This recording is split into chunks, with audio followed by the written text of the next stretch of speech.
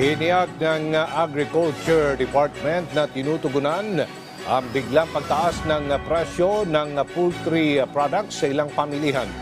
Ay kay DA Undersecretary Deogracias Victor Savillano, magbibigay ng iba't ibang intervention ang gagawaran sa mga problemang kinakarap na mga racer tulad ng malaking gastos sa produksyon, importation ng feed additives at pagtugon sa bird flu.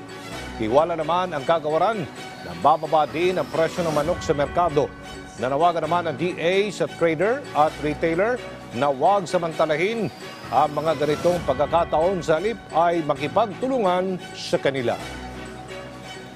Kami continuous ang dialogue namin at tinatanong namin kung ano yung mga gusto nilang programa para may tulong namin, para makarebound sila, para matulungan naman. At nandito ang Department of Agriculture, nandiyan ang ating secretary na handa naman tumulong kahit ng mga pangangailangan ng ating mga nasa poultry and layers industry.